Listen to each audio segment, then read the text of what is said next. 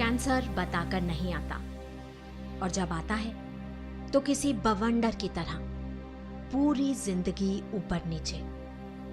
एक ऐसी मुसीबत जिसे अनदेखा नहीं किया जा सकता।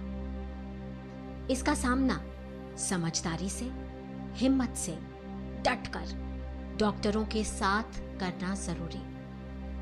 इस संघर्ष में जितना जरूरी शरीर उतना ही मन, जितनी अहम दवा उतना ही अहम विश्वास। Why me? मुझे क्यों? मैंने किसी का क्या बिगाड़ा? यही सवाल अक्सर सबसे पहले उठ खड़ा होता है।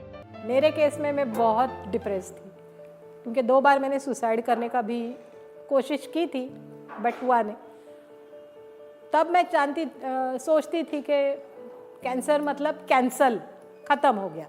जिस दिन पता चला मुझे, मेरी फर्स्ट मैमोग्राम में रिपोर्ट्स आ गए, टेस्ट पे आ गए, उस वक्त तो मैं सच कह दूं कि 1 महीना मैंने किसी से बात नहीं की। हमारी चर्च की सपोर्ट सिस्टम आके प्रे कर रही थी, तब मैंने उनको एक्चुअली गेट आउट बोल दिया कि इस वक्त मुझसे भगवान से भी मेरी कट्टी चल रही है, बात मत किया। सर, इंसान को इसलिए मार पाता है क्योंकि सबसे पहले वो इंसान को मनोवैज्ञानिक रूप से साइकोलॉजिकली खत्म कर देता है। 2014 में मुझे पता चला कि मुझे कैंसर है। मेरे तो पैरों के नीचे से ज़मीन खिसक गई। मैं मेरे बेटे को देखती हूँ मुझे लगता है कि मुझे इसके लिए जीना है। वो छोटा बहुत है, वो मेरे घर रहता नहीं है बिल्कुल भी। ये जॉब नहीं छोड़ना आपको। आप जॉब छोड़ोगे तो आप ज़्यादा सोचोगे, इसलिए अपने आप को बिजी रखो। इसलिए मैं अपने आप को फुल बिजी रखती हूँ। भगवान से प्रेयर भी बहुत करती हूँ कि भगवान के सामने बैठने सब दुख दूर हो जाते हैं।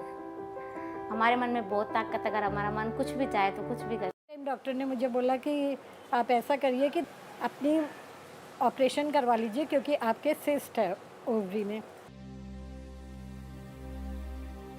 And that was a very shocking news for me as well as for the family.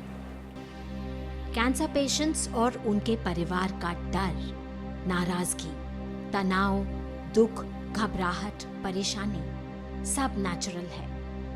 Cancer can be overwhelming. How to cope better? ये कुछ बातें शायद आपकी मदद करें। कैंसर जितनी बड़ी बीमारी है, उससे बड़ा उसको वो डर, कैंसर नाम का डर उसको सताता है।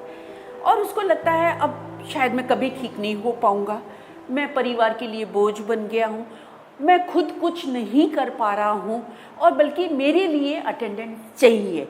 ऐसा करके वो डिप्रेशन में चला जाता है। अगर कैंसर का डायग्नोसिस भी हो तो निराश होने की ज़रूरत नहीं है। ये बीमारी ऐसी है जो काफ़ी हद तक ठीक की जा सकती है। कैंसर से जीतने का जज्बा रखते हैं, एक पॉजिटिव मेंटल एटीट्यूड रखते हैं, तब आपको कैंसर के ट्रीटमेंट के साइड इफ़ेक्ट्स कम होंगे और कैंसर की दवाओं का इफ़ेक्ट वो कई गुना आपका बढ़ जाएगा।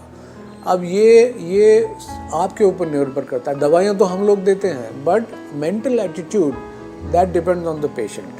और ये मेरी एकदम फर्म बिलीफ भी है और सलाह भी है कि जिन कैंसर पेशेंट्स का पॉजिटिव मेंटल एटीट्यूड होता है उसमें आउटकम्स सिग्निफिकेंटली बेटर हो। आप मन में ये सोचो मुझे तो कुछ है ही नहीं। हमें जैसे आप करिए, मैं पेंटिंग करती हूँ, मैंने क्रोचेट करना शुरू करा, मैं निटिंग बहुत अच्छी करती थी, मेरे को गार्डनिंग का बहुत शौक है, मैंने गार्डनिंग करनी शुरू करी। तो जो चीज़ें मैं सालों से भूल गई थी, इस कैंसर ने मुझे वो चीज़ें मेरी सब रिकॉल कर दी, रिवाइव करा दी। मैं सब कैंसर पेशेंट्स को ये बोलना चाहूँगी कि मतलब एक तो इससे कभी भी घबराना नहीं चाहिए। जैसे ही पता चलता है इसका रेगुलर चेकअप करवाना चाहिए। जो ट्रीटमेंट डॉक्टर कहते हैं, डॉक्टर का ट्रीटमेंट वही लेना चाहिए। अपनी मर्जी से कुछ भी नहीं करना चाहिए। अपनी प्रॉपर डाइट रखनी चाहिए, किसी से भी कंसल्ट करके, डॉक्टर से या न्यूट्रिएंट वाले से। उसके बाद में आपकी थिंकिंग बहुत पॉजिटिव होनी चाहिए। Listen to your body and listen to your mind. तुम्हारे दिल की आवाज़ सुनो, मन की आवाज़ सुनो। ट्रीटमेंट भी वैसे ही होना चाहिए, माइंड, बॉडी, न्यूट्रिशन और मोस्ट इम्पॉर्टेंट पॉजिटिव एटीट्यूड। ये समझना चाहिए कि मैं अपने इम्यूनिटी सिस्टम को स्ट्रॉन्ग कैसे करूं।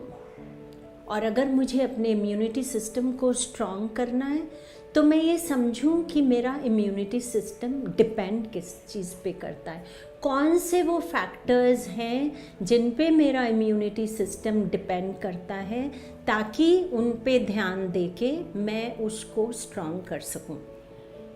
तो 3 जो बड़े इम्पॉर्टेंट फैक्टर्स हैं जिस पे हमारी इम्यूनिटी डिपेंड करती है, एक तो ये कि हम क्या खाते हैं, हम किस समय पे खाते हैं, हम किस कॉम्बिनेशन में खाते हैं और हम किस भावना के साथ खाते हैं।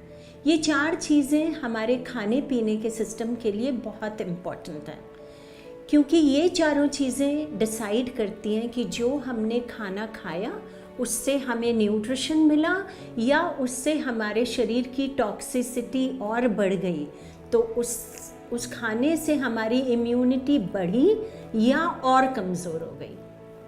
दूसरा जो बड़ा इम्पॉर्टेंट फैक्टर है वो हम सांस किस तरह से लेते हैं, क्योंकि जब हम सांस भरपूर लेते हैं तो हमारे शरीर के अंदर ऑक्सीजन जाती है और हमारी टॉक्सिसिटी के लेवल्स कम होते हैं। इससे हमारी इम्यूनिटी बढ़ती है।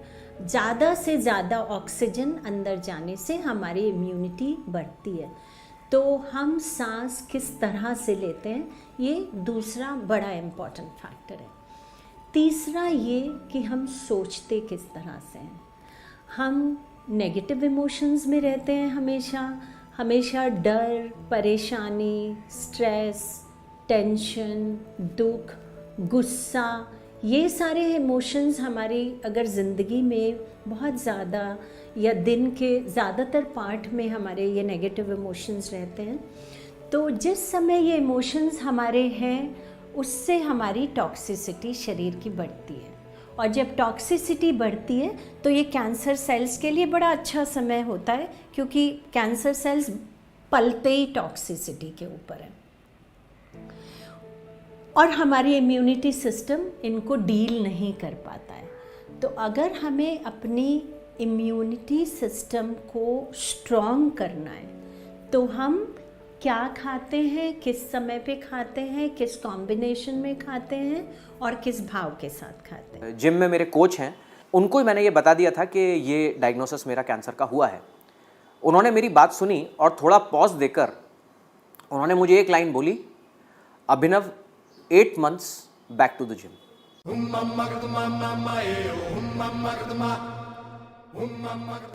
तो 7 महीने और 22 दिन बाद मैं जिम में था।